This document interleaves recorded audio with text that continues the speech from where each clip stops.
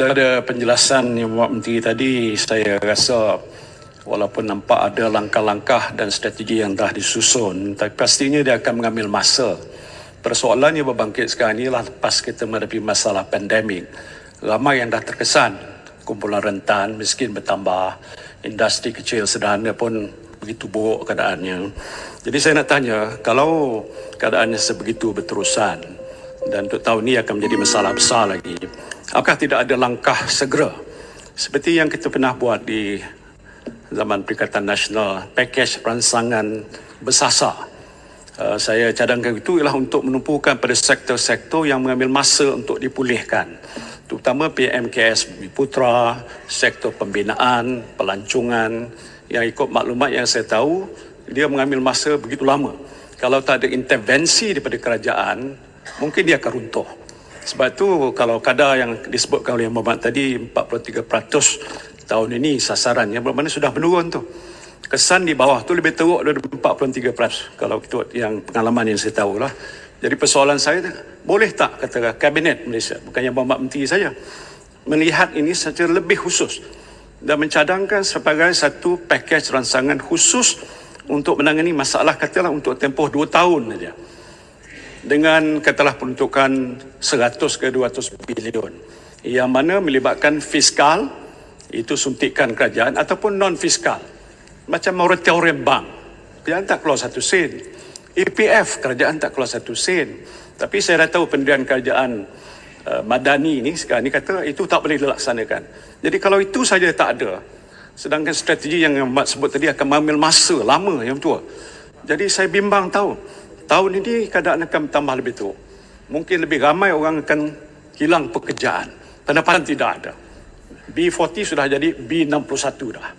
Jadi kalau tidak ada ketegasan pihak kerajaan, apa langkah yang nak dibuat segera supaya masalah ini tidak akan berlaku?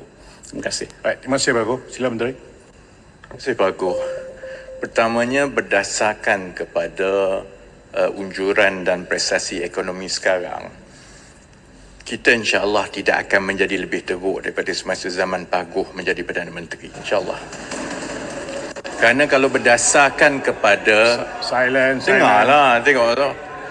Pak Agong tanya, Menteri jawab lah. Baik. Dan Menteri jawab bertanya berdasarkan kepada data-data kerajaan yang ada. Kalau lihat kepada saiz keluaran dalam negara kasar kita sekarang yang dipertua, semua sektor telah pulih kecuali satu saja, iaitu pertanian. Jadi kalau Pak Agong mengatakan bahawa keadaan pada tahun ini akan menjadi lebih teruk daripada sebelum ini, data-data ekonomi yang ada itu tidak menyokong apa yang disebut oleh Pak Agong.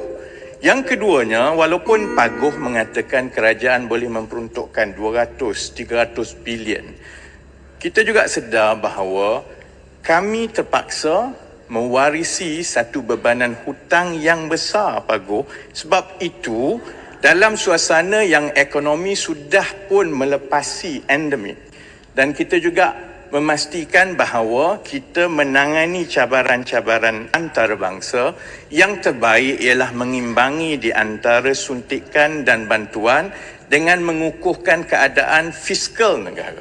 Kerana Pak Agong juga tahu contohnya, kerajaan kita sekarang ini berada dalam defisit.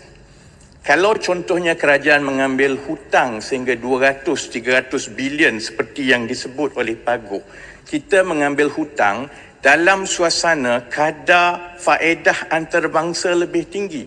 Ini akan terus mewariskan beban hutang negara kepada kerajaan dan generasi akan datang, seperti mana kami mewarisi, sehingga 40 bilion lebih setiap tahun adalah semata-mata untuk membayar hutang-hutang yang telah pun diambil sebahagiannya semasa Pak Agong menjadi Perdana Menteri. Sebab itu ada cara yang kita boleh menjaga kebajikan kumpulan rentan seperti yang saya sebut tadi. Ada cara kita boleh memulihkan ekonomi PMKS tanpa kita mengambil tindakan berhutang dan menambah beban seperti yang diamalkan oleh Perikatan Nasional sebelum ini. Terima kasih. Baik. Speaker, silakan.